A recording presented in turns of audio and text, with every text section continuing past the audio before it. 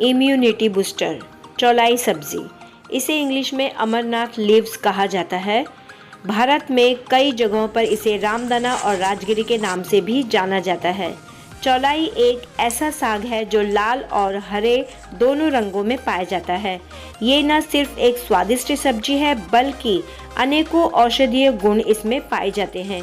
सभी प्रकार के विषों का निवारण करता है, इसीलिए इसे विषधन भी कहा जाता है।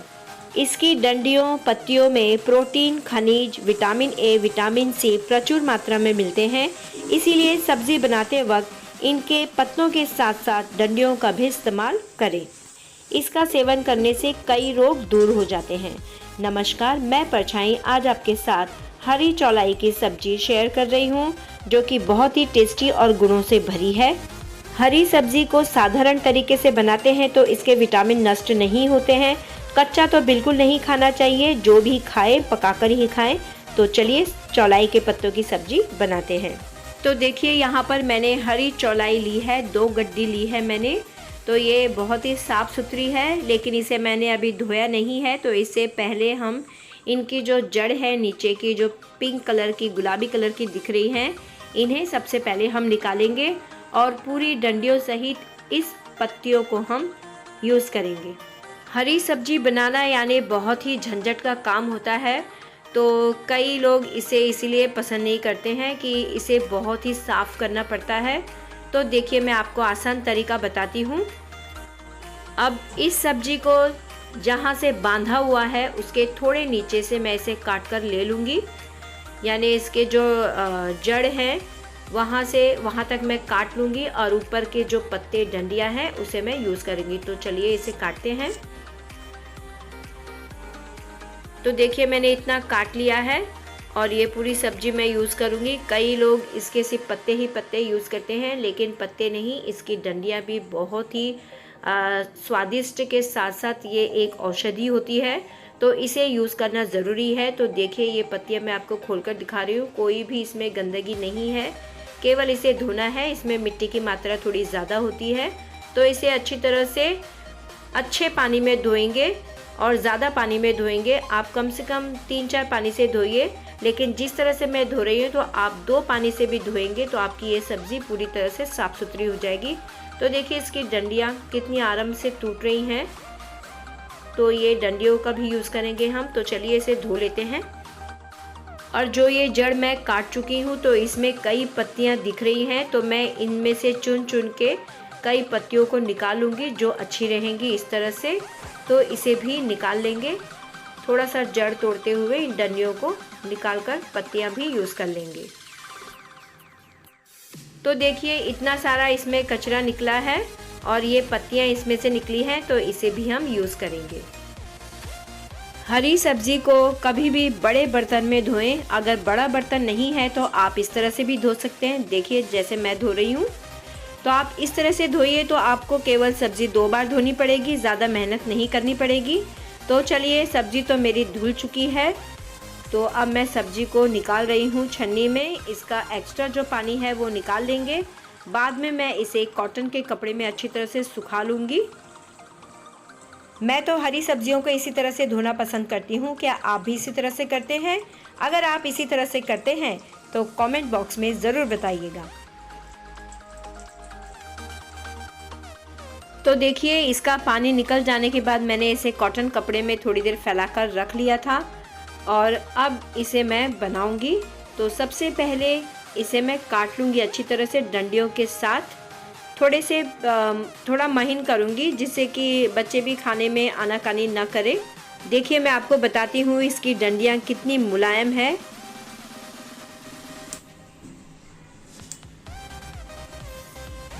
तो चलिए फिर इन्हें काट लेते हैं।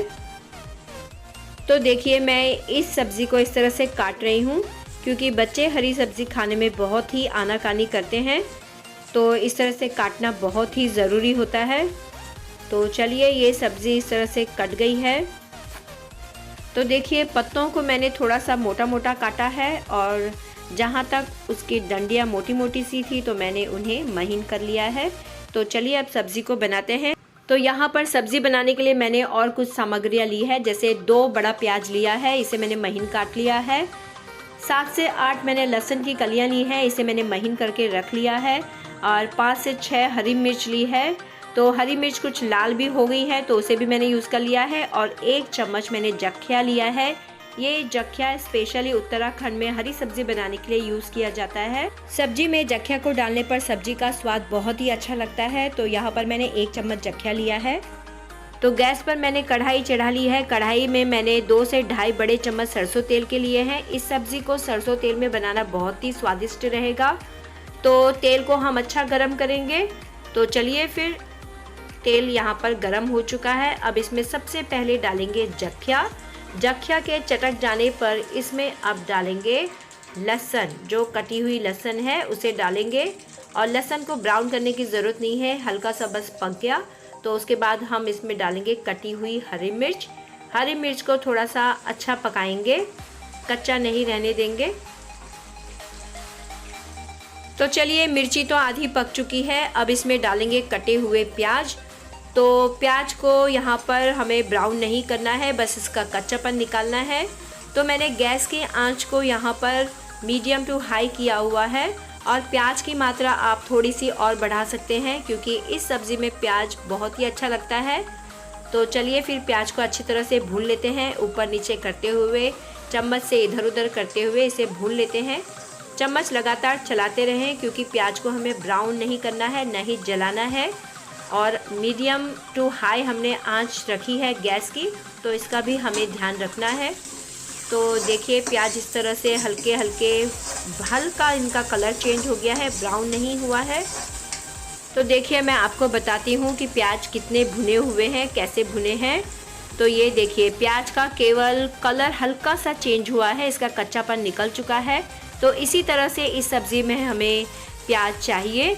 प्याज को मैंने लगातार मीडियम टू हाई आंच में 1 से 1.5 मिनट तक इस तरह से भूनती रही, जिससे कि इसका सिर्फ कलर चेंज हुआ है और कच्चापन निकला है। तो चलिए, प्याज तो भून चुके हैं, अब सब्ज़ी डालते हैं इसमें। अब इसमें मैं सब्ज़ी डाल रही हूँ। तो देखिए, सब्ज़ी इस तरह से कटी हुई है। अब सब्ज़ी को डाल लेते हैं और अच्छी तरह से इसे प्याज के साथ मिला लेते हैं। यहाँ पर मैंने गैस की आंच को मीडियम टू हाई रखा है। चम्मच से ऊपर नीचे करते हुए सब्ज़ी धीरे धीरे अपना पानी छोड़ती है, तो इसीलिए आप इस वक्त मीडियम टू हाई रखेंगे तो कोई प्रॉब्लम नहीं है, लेकिन चम्मच से इसे ऊपर नीचे करते रहना है। अगर आप चम्मच से ऊपर नीचे नहीं करते हैं, ढककर रखते हैं, तो लो टू मीडियम रखिए। तो देखिए, चम्मच से ऊपर नीचे करते हुए सब्ज़ी की क्वांटिटी आप देख सकते हैं, सब्ज़ी कितनी थी और कितनी हो गई है। तो इसी तरह से इसे चम्मच से हिलाते रहें। मैंने इस सब्ज़ी को 1.5 से 2 मिनट तक मीडियम टू हाई आंच में इसी तरह से भून लिया है। अब इसमें मैं हल्का सा पानी डालूंगी, क्योंकि मैं इस सब्ज़ी को कॉटन के कपड़े में रखकर थोड़ा सा सुखा चुकी थी। तो मुझे ऐसे ज़रूरत लग रही है कि इसमें थोड़ा सा पानी डालेंगे तो ये अच्छी सॉफ्ट हो जाएगी। कोरोना काल से सब्जियां धोकर रखना एक आदत सी बन गई है। तो पहले तो और सब्जियां धोते थे, लेकिन हरी पत्तियों की सब्जियों को नहीं धोया जाता था, लेकिन अब मैं उसे भी धोकर रखती हूँ। तो एक आदत बन गई है, तो मैंने इसे धोकर अच्छी तरह से कॉटन के कपड़े में रख लिया था। तो इसका पानी सूख गया था, इसलिए मैंने इसमें थोड़ा सा पानी का छिड़काव किया है। क्या आप भी इस तरह से करते हैं? तो चलिए, अब इसे ढककर पकाते हैं लो टू मीडियम आंच में। हरी सब्ज़ी को ज़्यादा पकाना नहीं चाहिए। तो यहाँ पर मैंने 1 मिनट तक इसे ढककर इसी तरह से लो टू मीडियम आंच में पकाया है। तो चलिए, देखिए सब्ज़ी कितनी सॉफ्ट हो चुकी है। अब इसमें मसाले डालेंगे। मसाले में मैं केवल हल्दी और नमक का यूज़ करूँगी। हरी सब्ज़ी को ज़्यादा पकाने से इसके पौष्टिक तत्व जो होते हैं वो नष्ट हो जाते हैं, इसीलिए इन्हें ज़्यादा पकाना नहीं चाहिए, हरा हरा रखना चाहिए इसे, और मसाले भी कम यूज़ करने चाहिए। बिना हल्दी के खाना नहीं बनाना चाहिए, ऐसे हमारे पुराने समय से बोलते आ रहे हैं। इसलिए मैं इसमें हल्दी सिर्फ नाम के लिए डालूंगी 1/4 चम्मच, और नमक डालूंगी 2 छोटी चम्मच, या आप अपने स्वाद अनुसार डाल सकते हैं। तो मैं इसमें हल्दी और नमक डाल चुकी हूँ। अब इसे अच्छी तरह से मिला रही हूँ। तो इसे मिलाने के बाद देखिए, इसमें हल्का हल्का पानी छूटने लगेगा, तो मैं सब्ज़ी को इसी तरह से करूँगी, मीडियम टू हाई आंच में चम्मच से ऊपर नीचे करती रहूँगी, जिससे कि ये और भी सॉफ्ट हो जाए। तो चलिए अब इसे ढककर पकाते हैं 1 मिनट के लिए लो टू मीडियम आंच में। 1 मिनट हो चुके हैं, तो देखिए सब्ज़ी हमारी पूरी तरह से पक चुकी है, इसने अपना पानी छोड़ लिया है।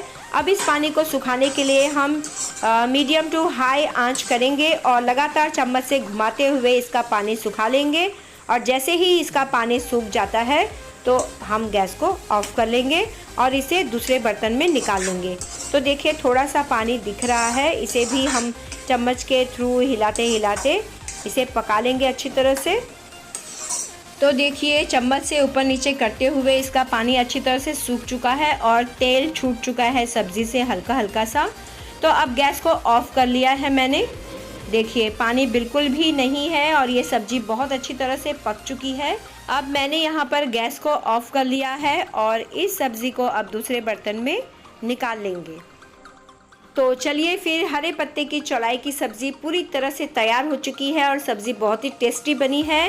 तो मैं इसे दूसरे बर्तन में निकाल रही हूँ। आप इसका मज़ा गेहूं के आटे की रोटी के साथ, पराठे के साथ, या आप जैसे मंडुआ का आटा है, ज्वारी, बाजरी, चावल का आटा, मकई का आटा, आप किसी के भी साथ इसे खाइए, आप बहुत ही पसंद करेंगे।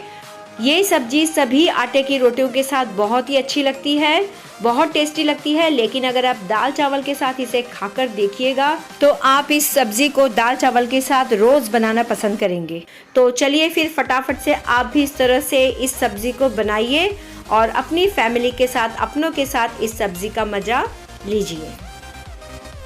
हरी सब्ज़ी हो तो हरी मिर्च का तो होना बहुत ज़रूरी है। कई लोगों को हरी सब्ज़ी के साथ हरी मिर्च खाना बहुत ही पसंद होता है। आप इस तरह से हरी मिर्च खाइए या तल के खाइए, बहुत ही टेस्टी लगता है। गार्निश के लिए हरी मिर्च तो मैंने रख ली है। अब गार्निश के लिए एक और चीज़ इसमें डालूंगी और वो है गीला नारियल। तो इस नारियल को मैंने कद्दूकस किया है और थोड़ा सा मैंने इसमें डाल लिया है। नारियल का स्वाद हरी सब्ज़ी में बहुत अच्छा लगता है, खास करके इस हरे पत्ती चौलाई की सब्ज़ी में। अगर आपको पसंद है तो डालिए, नहीं पसंद है तो आप स्किप भी कर सकते हो। अगर आपको मेरी ये रेसिपी अच्छी लगी हो, बनाने का तरीका अच्छा लगा हो और सही लगा हो तो ढेर सारा दिल से लाइक कीजिए, शेयर कीजिए अपनों के साथ, अपने फ्रेंड्स, अपने रिश्तेदारों के साथ। सब्सक्राइब कीजिए और बेल आइकन ज़रूर दबाइए जिससे कि मेरी अगली वीडियो आपके पास पहुंच जाए। अब मिलते हैं नेक्स्ट वीडियो में और इस वीडियो को देखने के लिए बहुत बहुत धन्यवाद।